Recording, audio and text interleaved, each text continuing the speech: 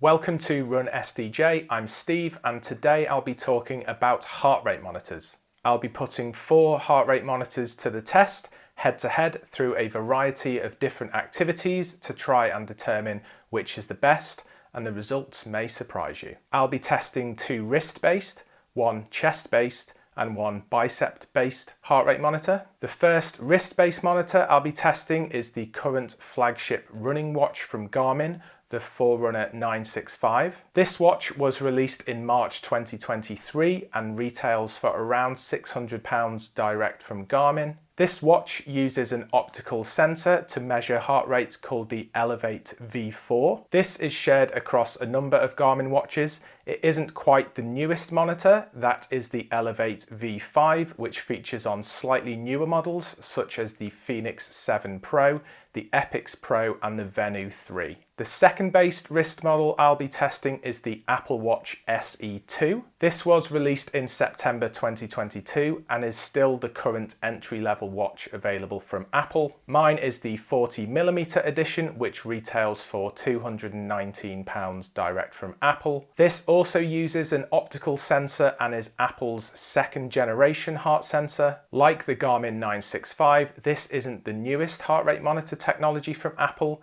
The Series 9 and the Ultra 2 both feature Apple's third generation optical heart sensor. The bicep-based heart rate monitor I'll be testing is the Verity Sense from Polar. This is the oldest heart rate monitor on the market that I'll be testing today, which was released back in February 2021. It is still Polar's top of the range optical heart rate monitor, which superseded the OH1 and retails for £86.50 direct from Polar. Finally, the chest-based heart rate monitor I will be testing is the Garmin HRM-Pro Plus, which was released in July 2022 and retails for £120 direct from Garmin. This is the only heart rate monitor on the test that doesn't use optical technology. Instead, the HRM-Pro Plus uses contact patches that detect and measure your pulse via electric signals emitted by your heart. It also has built-in features such as running dynamics, but we'll just be focusing on the heart rate today. Now I've told you what we'll be testing, just a bit of background about my typical setup for when I am exercising. I use the Garmin Forerunner 965 as my daily and my activity watch, but I pair it with the Polar Verity Sense for measuring my heart rate during activities. The reason I do this is that I have typically not really trusted wrist-based heart rate monitors during high intensity activity, so I was keen to put that theory to the test. Also, the Polar Verity Sense brings some versatility when I'm doing activities like CrossFit and Olympic weightlifting, where I don't want to wear a wristwatch because generally it gets in the way. For these activities, I still connect the Garmin watch to the Polar bicep strap. I start the activity and I put my watch away in my bag. I also use the Polar when I am swimming using the goggle clip, which comes included in the box. It is worth saying that the Polar can independently record activities without connecting it to another device, and it syncs direct into the Polar Flow app. So I don't technically need to connect it to my watch, but I like to track my activities through the Garmin Connect app. So how did I conduct these tests? For these tests, I wore the Garmin Forerunner 965 on my left wrist. I wore the Apple Watch SE2 on my right wrist, both using the on-device heart rate monitors. I wore the Polar Verity Sense on my right bicep, recording the activity directly onto the device into the Polar Flow app. Finally, I wore the Garmin HRM-Pro Plus on my chest, and I connected that to an old Garmin Fenix 6 via Ant Plus in order to record the activity.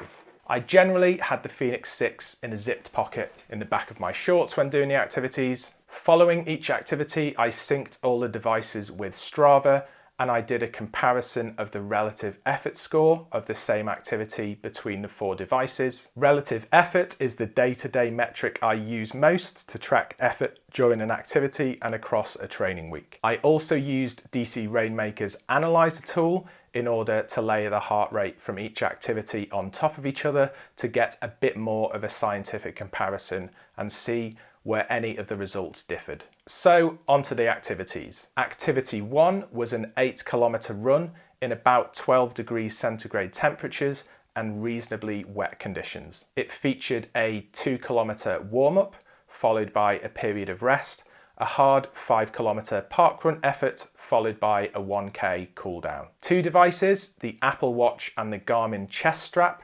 reported an identical relative effort score of 118 on Strava, with the polar bicep strap being only marginally behind with 113. The Garmin Forerunner 965 recorded a concerning 54, which is obviously way lower than the other three devices and much lower than I would expect for this type of activity. Looking at the line graph, we can see the Apple Watch, Polar Verity Sense and Garmin chest straps are all pretty well aligned throughout all phases of the workout. The Garmin Forerunner appears to be between 5 and 10 beats per minute lower on the warm-up and between 20 and 30 beats per minute lower than the other devices on the hard 5K effort. Interestingly, at the 38 minutes 38 second point, the Forerunner appears to jump to align with the other monitors, staying with them only briefly before returning to being about 10 beats per minute lower at the end of the activity. So I think we can see that 3 of the devices performed pretty consistently here,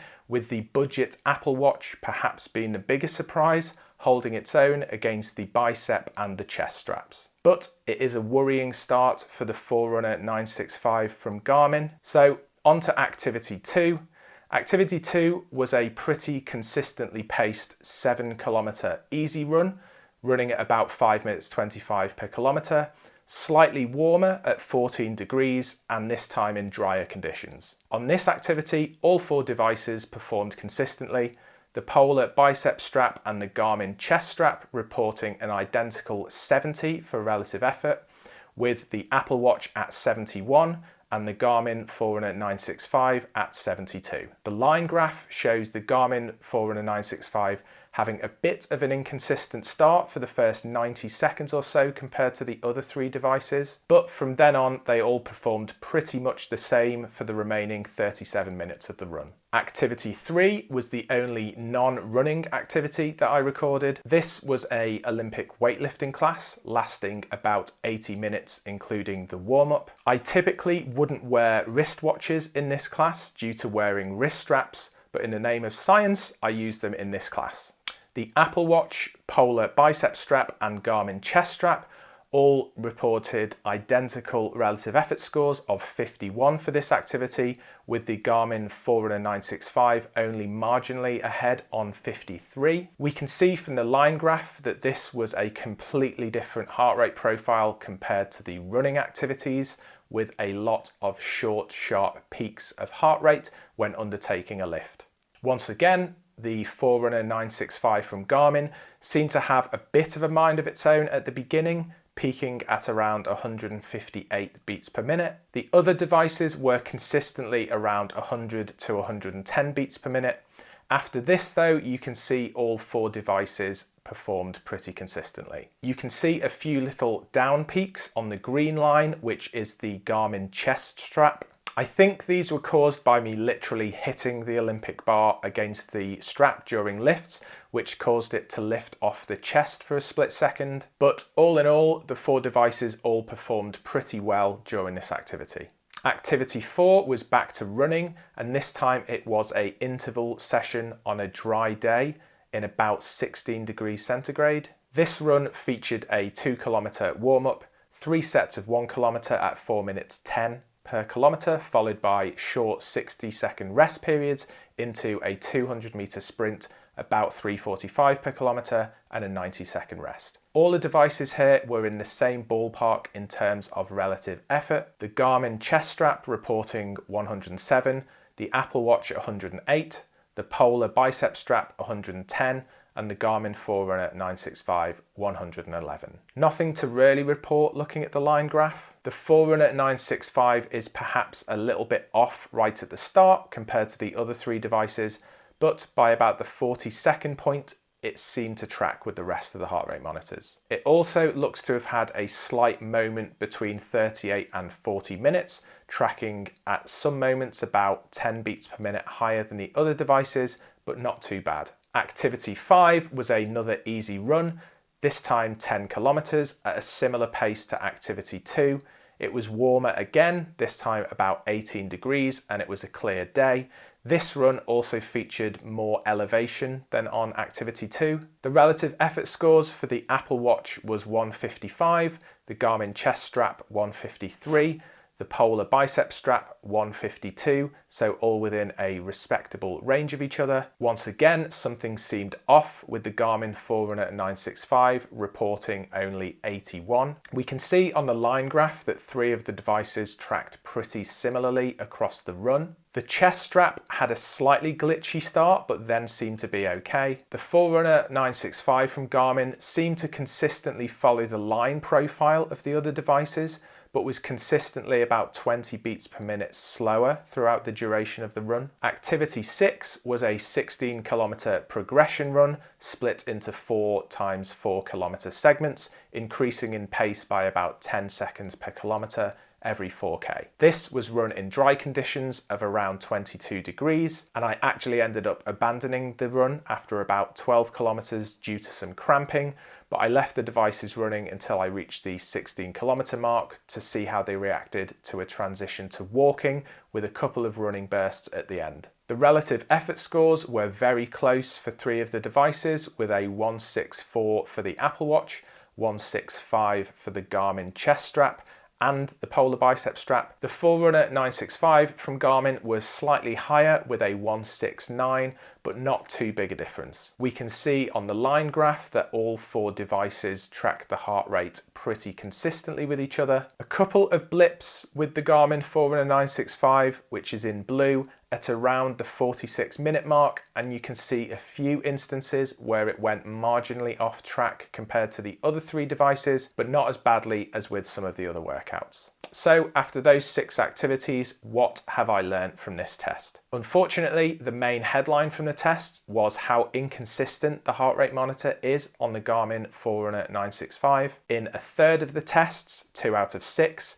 it was wildly off in terms of the Strava relative effort score compared to the other 3 devices. Even when it tracked consistently with them, it seemed to have periods in most workouts with the occasional glitch. The biggest surprise for me was how well the heart rate monitor on the Apple Watch SE2 performed. In all 6 tests, it was pretty consistent with the polar bicep strap and the Garmin chest strap. Bearing in mind, this is less than half the price of the Garmin Forerunner 965 watch, so I think that is a big win for the Apple Watch. In terms of my own setup, having seen the results, I'm glad that I have always favoured connecting my Garmin 965 and before that the Fenix 6 with the polar bicep strap. The results have shown that most of my results should be fairly accurate based on the consistency in these tests. On the basis of these tests, I don't see me making any big changes to that setup. I haven't really enjoyed wearing the chest strap, in all honesty.